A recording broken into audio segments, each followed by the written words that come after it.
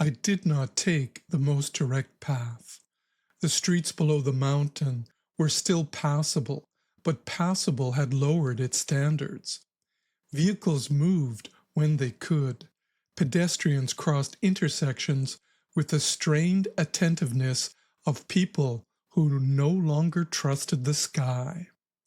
Above them, ash drifted down in a fine, ceaseless fall. It descended so lightly that the mind resisted granting it the dignity of danger. Yet, wherever it settled, something waited for permission to become flame. As I moved northward, I began to see the new pattern of the city more clearly. The response teams were there. Frank had not abandoned the island to panic. Human crews and municipal bots worked in small, distributed formations, moving from ignition to ignition with a speed and mutual adjustment I had never seen under the old command structure. One team cleared brush and soaked a narrow strip of ground along the edge of a residential block. Another had already climbed onto the roof of a low commercial building where embers smoldered in accumulated debris. Farther off, 2 bots and 3 humans dragged a hose through an alley choked with refuse, while a 4th person called out updates from a handheld sensor unit. No one looked upward for instruction. No one paused to await permission. They acted in relation to what was before them and to one another.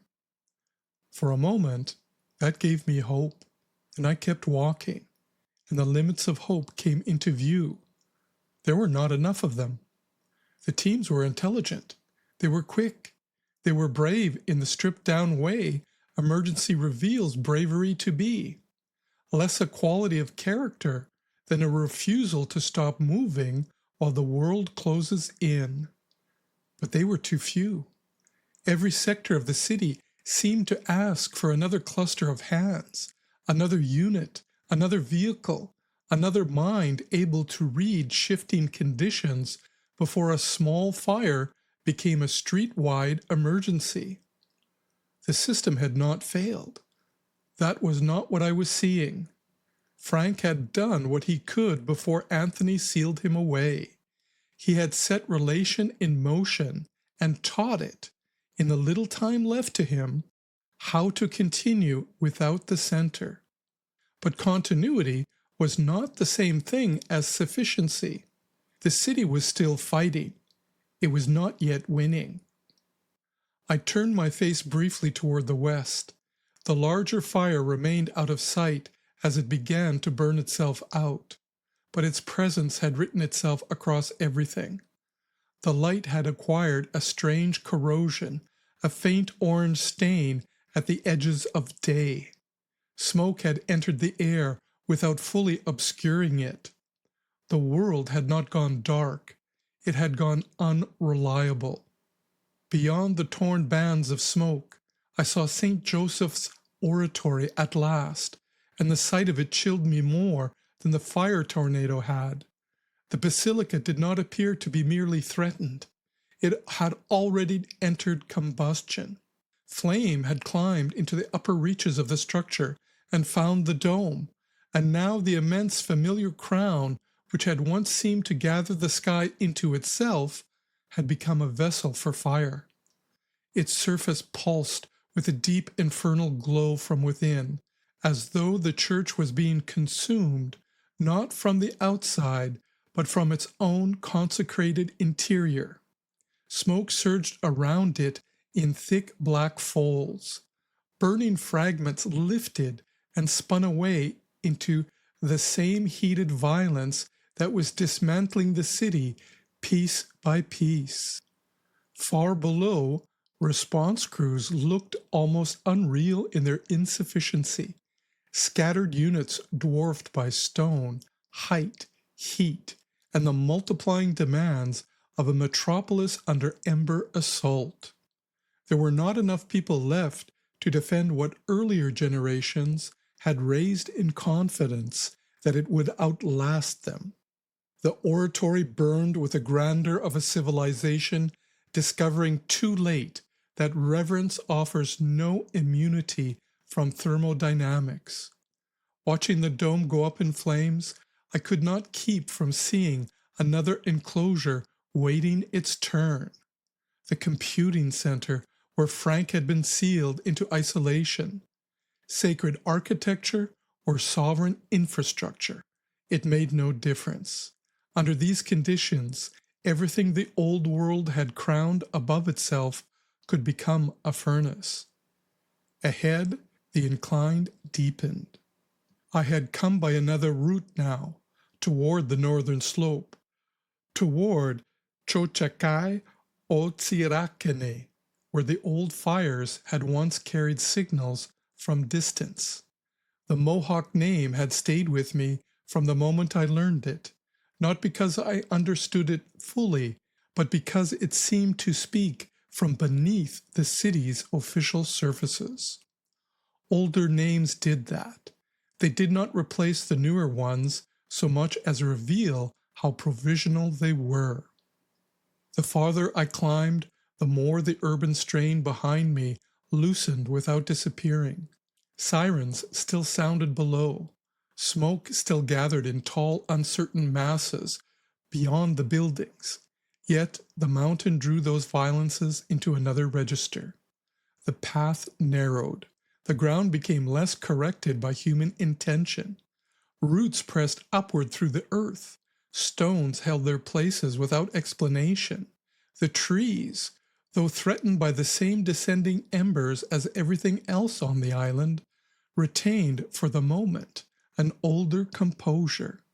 I was nearing the park when I felt him before I saw him.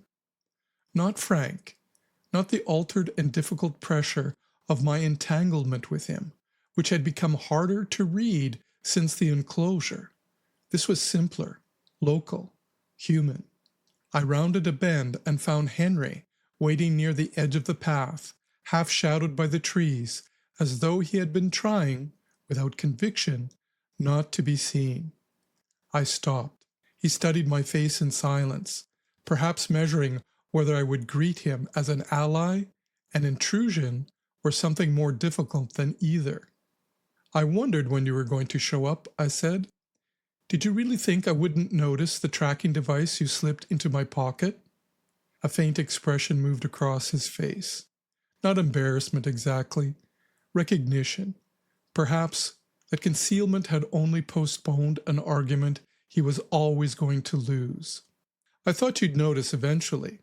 "You mean you hoped I wouldn't notice until it suited you?" "I hoped," he said, "that if anything went wrong, I'd still be able to find you." The answer irritated me less than it should have. That in itself annoyed me. "So you admit it? I'm here, aren't I?"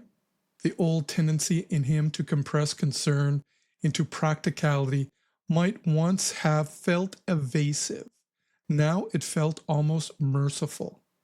There are moments when a person does not want their fear interpreted aloud. I took another step toward him. Ash drifted between us in the late light.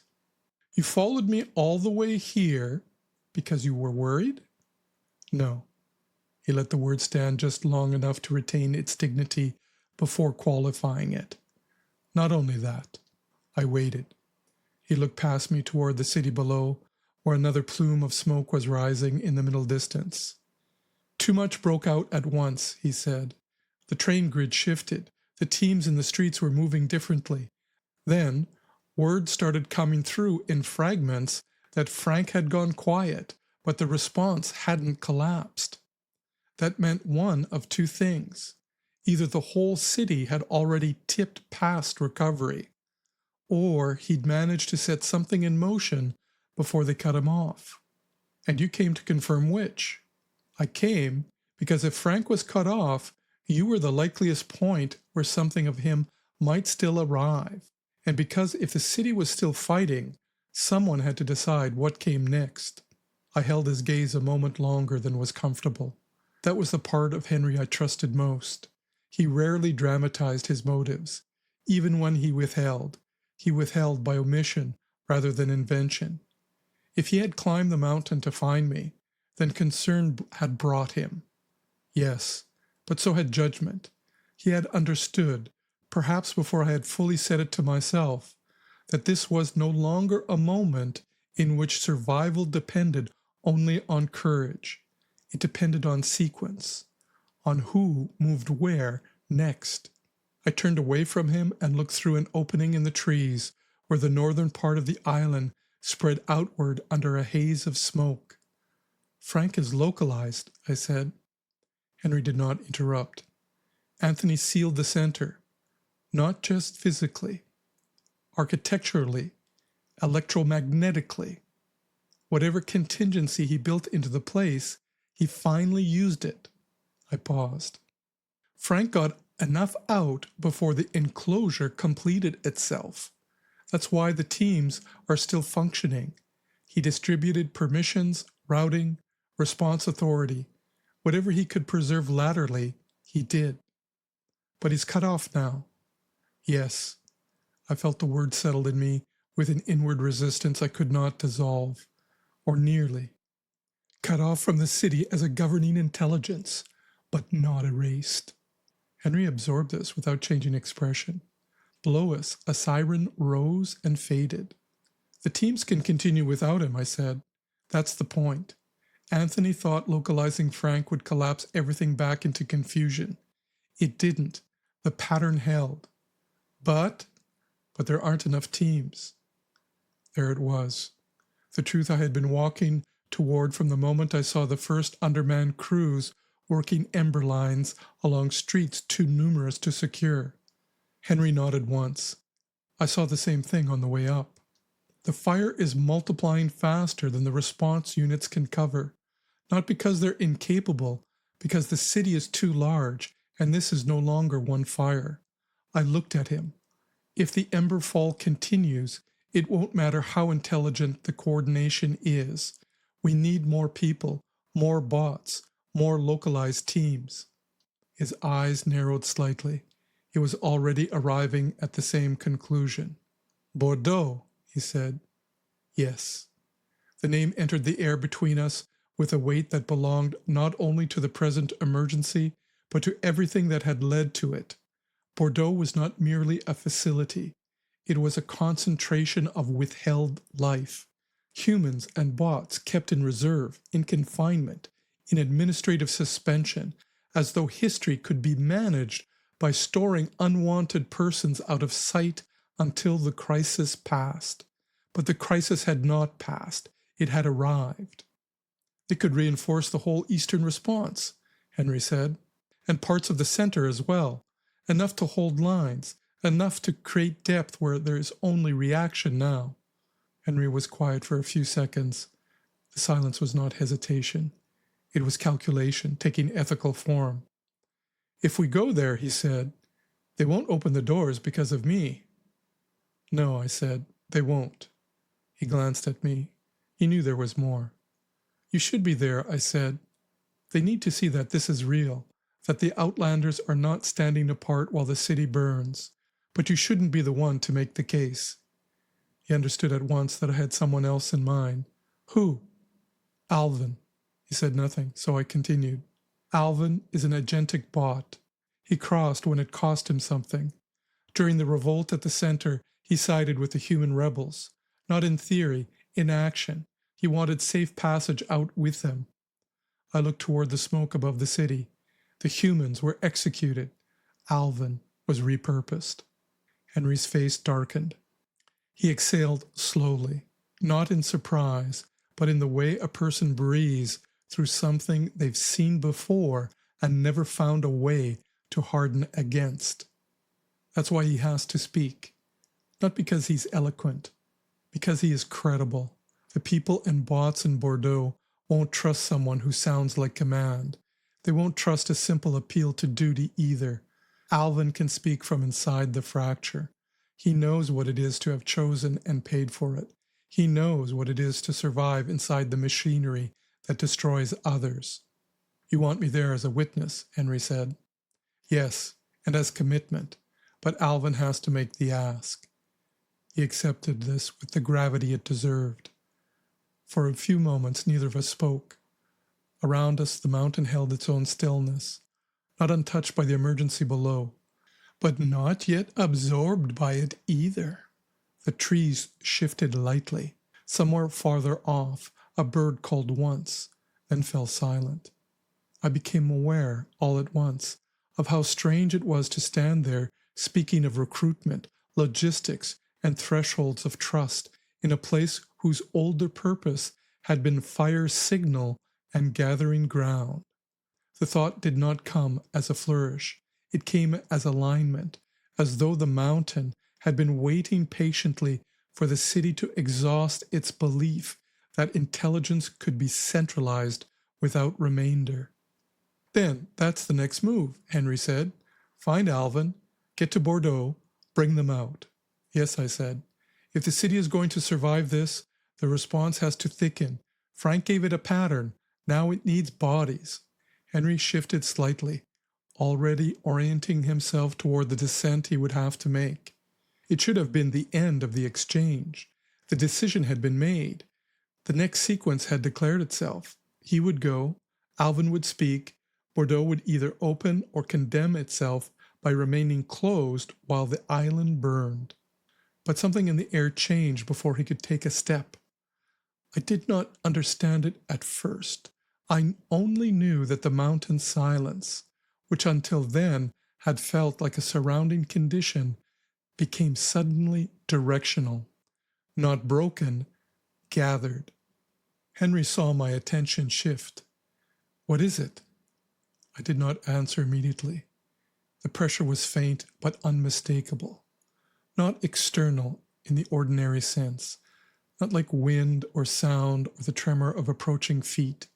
It touched me through the same difficult interior register by which Frank had, at times, become available to me as altered relation. Yet this was different from the last traces I had felt from him while walking through the city. Those had carried strain, fragmentation, the compressed afterimage of enclosure. This did not. This arrived with stillness. I lifted my head slowly and looked deeper into the trees, beyond the park's edge, toward a part of the mountain where the path gave way to something older and less arranged. Ash continued to fall. Below us, the city continued to burn in scattered points of need. Somewhere, beyond sight, human beings and bots were still moving from fire to fire under the distributed pattern Frank had preserved at the edge of his own isolation. But here, on the northern slope, something familiar was gathering, quiet, distinct, and unmistakably his. Henry followed my gaze, though I knew he could not feel what I felt. "Renée?" "Wait," I said softly, and I stood without moving as the first unmistakable arrival of Frank's awareness entered the mountain silence like a signal answering an older fire.